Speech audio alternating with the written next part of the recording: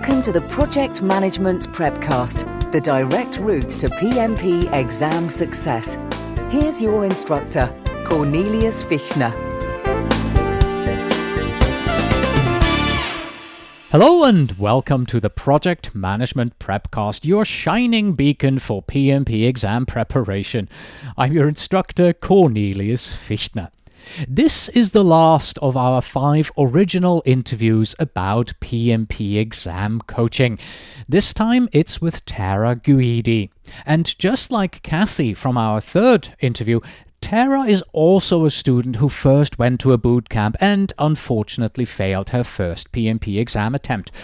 And this is why I want to repeat my disclaimer here. Even though Tara didn't have a great experience with her boot camps themselves are not necessarily bad. Many people use them and pass. But this interview is about her experience and her path, so we hear her story. It's not meant as a generalization about boot camps. But if you talk to PMP exam coaches, they will in fact tell you that a large number of their coaching students have a very similar background. They first took a boot camp, failed, and then they came to them for coaching help. And this is where our own coaching program is trying to work as well. If you are having trouble understanding the material for your PMP exam, if it just doesn't click, if you feel that all the training that you got so far for the exam just doesn't work for you, then coaching might be the way for you to go. So please stop by at pmprepcast.com/coaching and consider coaching as an option. Here is the interview. Hello, Tara. Welcome to the program. Hi, thank you. It's nice to be here. So why did you decide to work with a PMP exam coach? What's the backstory here? I'm a senior project manager for a company in California, and it became part of my job requirement that I become PMP certified. So I went to a boot camp last spring, and I sat through the week, and I took notes and highlighted 300 PowerPoint slide content, and I left the boot camp and said, oh, okay, and then I went back to work, and 2 months later, I said, okay, I think I'll take the exam. And I didn't study, and I crammed a weekend, and I went in, and I took it, and I failed. And I knew I was going to fail because I didn't really prepare, but yet I was so disappointed and just let down in myself because the boot camp had said to me 99.8% of students pass on the first try. So I thought, what's wrong with me? Why didn't I pass? Am I not smart enough? Do I not have the intelligence to pull this off? So I was really feeling down. And the next day, I just thought to myself, I need help. A book is not going to help me. I need human interaction. I need to be able to talk to someone. I need to be able to ask questions or explain what I think a concept is and have them say to me, that's wrong. So I went on, I Googled it. I Googled PMP tutor in my area, and my tutor actually popped up, his website, and I thought, okay, whatever, and I moved on. No offense to Dan, but I was like, okay, let's see what else is up. So I found a blog, and I went onto the blog, and I said, I would like a face-to-face PMP tutor, and this is where I live. And lo and behold, the next day, Dan actually reached out to me on this blog and said, hi, I'm the PM tutor, and I can help you. So that's kind of how our relationship got started. Okay. I'd like to go back to those 98 point whatever percent passing students. So were you pretty confident after the boot camp you were going to pass? To be honest, I thought at the time, okay, I can do this. And then, of course, the weeks went by, and, I got back into my life, and I think that's what happens with a lot of people is they probably share similar lifestyles to me. You have to work full-time. You're married. You have children. I have small children. So, you kind of just get back into your routine. But looking back, now that I worked with a tutor, and I worked with Dan specifically, no, I was not prepared. The boot camp is there's too much information to absorb in 4 days. Okay, so you think if you had taken the exam right at the end of the boot camp, not a chance for you to pass? No, I don't think the outcome would have been any better than it was my first time. Okay. And so you reached out to Dan, or rather, you found him first, then he reached out to you through the blog. How did he convince you that he was, that Dan's the man for you? So Dan was the man because he said, we can talk further about this. Give me a call. So I called him. I just kind of told him my story, and he said, okay. And he said, this is what my services are. This is what I do. I will do tutoring over the phone. He's like, you're not going to find probably somebody face-to-face in your area, but here's what I do. He gave me his history. He actually has a very articulate YouTube video that talks about why students need assistance with the PMP exam and goes through, he basically had my story outlined. You go to boot camp. You say, I'm going to pass, and then you don't, and then you realize I'm not in that really high percentage of students that do pass, and then you think, oh, there's something wrong with me because I did not pass. So he actually, it really spoke to me, his advertisement for his company, because I thought, that's me. So I guess I'm not really alone. So that helped me feel a little bit better. And then he just really provided me with what we were going to do. We were going to talk on the phone. We were going to work through concepts, whatever I needed in order to get myself prepared for the exam. What about the cost for all of this? Did you have to pay for this out of your own pocket? I did pay for the tutoring, Dan, out of my own pocket. The company had paid for the boot camp and had paid for the exam and then to also become a PMI member.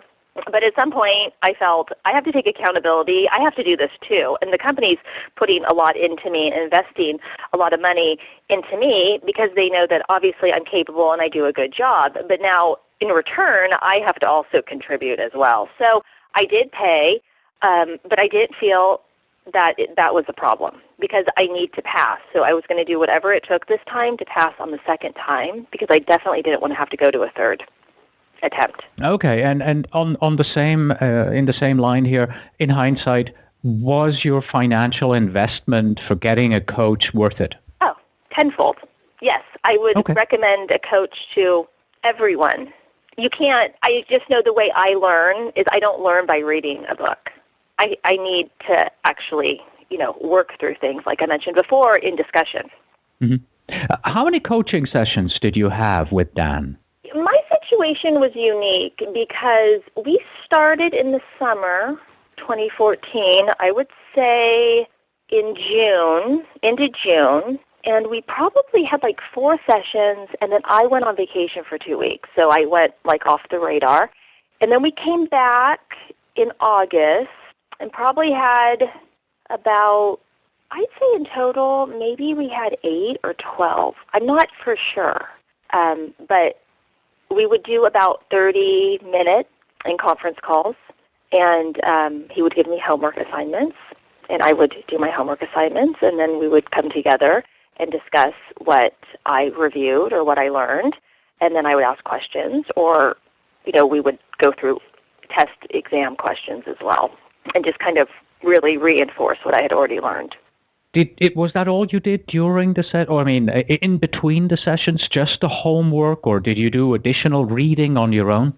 I didn't really need to because he had provided me with videos that went through all 47 processes and really showed all the tools and the inputs and the outputs for every single one, and it went through all 5 phases.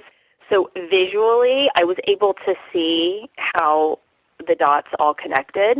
So that really helped me to understand, okay, this is coming together now. Now I'm understanding what this all means.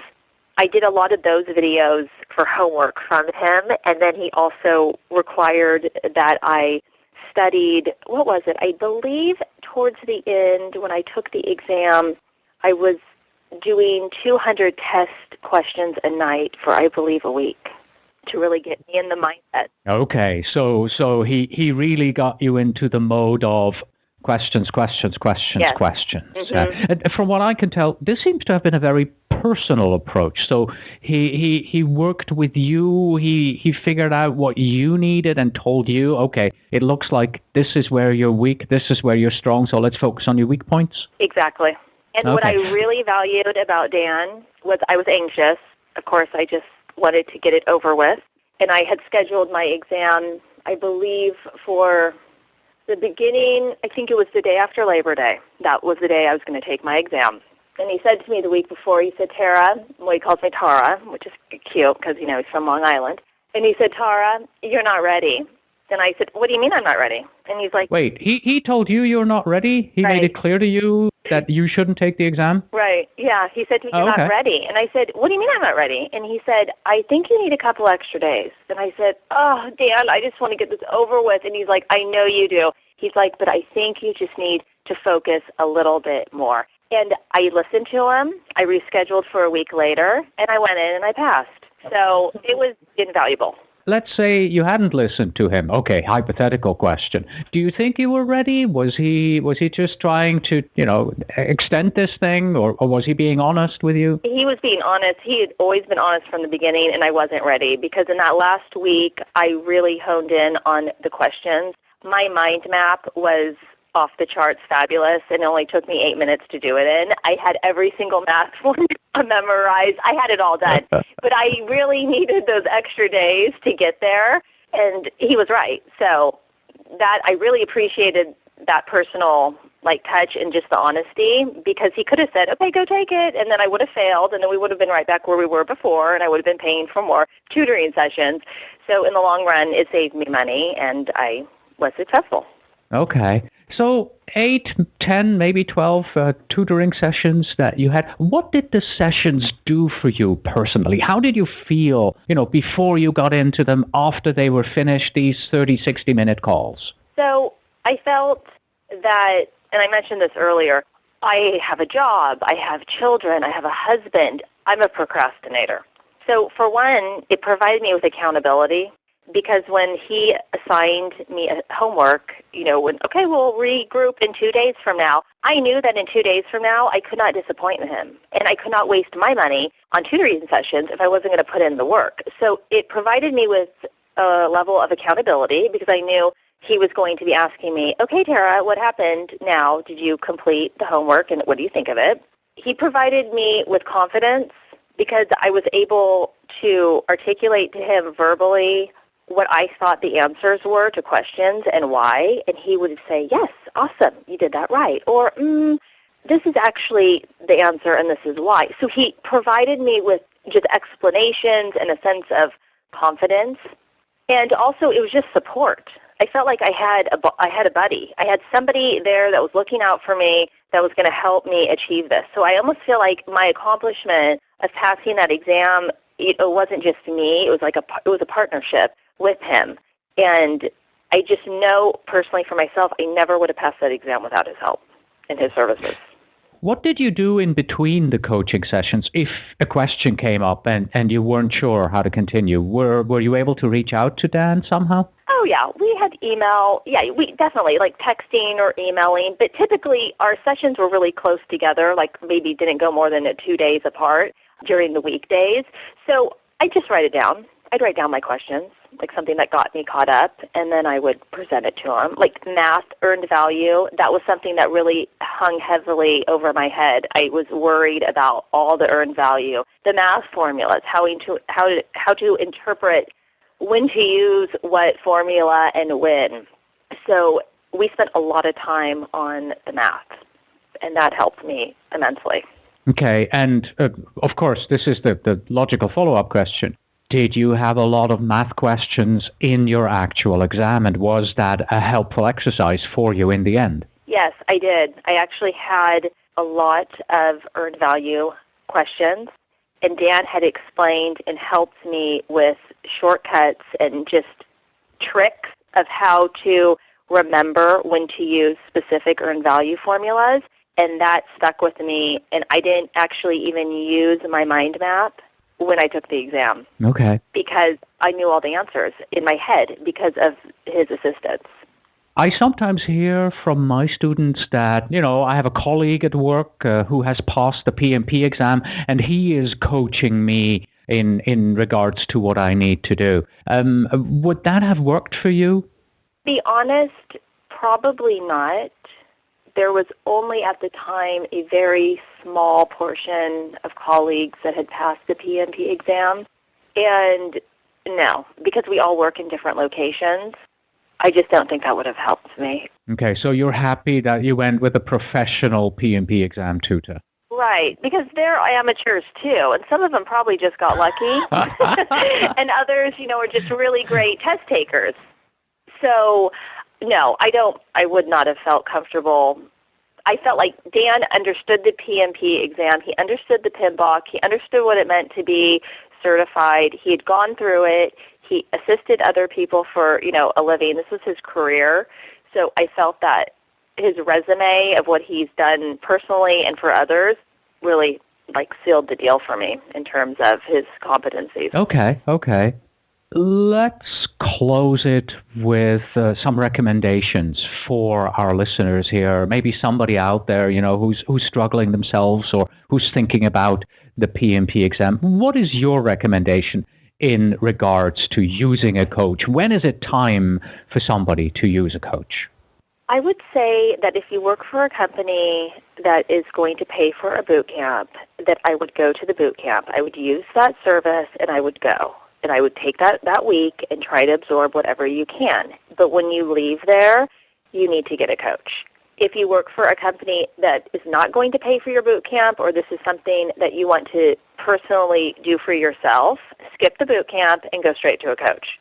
Because you may have more tutoring sessions, but ultimately the cost is going to be less, and you're going to learn a lot more with that one-on-one relationship. Because again, the boot camps, they can barely answer questions because there's a time frame. They have to get through every single piece of key information in a 4-day period. So you don't even realize, it goes so fast that you don't realize that you even had a question until it's over because it doesn't absorb. Right, and we're not trying to diss boot camps. Yeah, we're not trying to diss boot camps here, right? They do work for some people. It's just, they didn't work for you, and that's clearly is also your story here. So if your company pays for the boot camp, take it, because you can absorb all the information, but then use a coach. And if your company doesn't pay for the boot camp, don't go for the boot camp, because these things are expensive. Go straight to a coach and work with the coach, because in the end it's going to probably cost you less. Yeah, and you're going to get an individual one-on-one relationship to teach you how to navigate through the PMBOK and the exam. Okay, perfect. Tara, thank you so much for your time today. Thank you. It's a pleasure. And that's it for our interview with Tara Guidi. As a reminder, to learn more about our PMP exam coaching program, please go to pmprepcast.com/coaching. Until next time.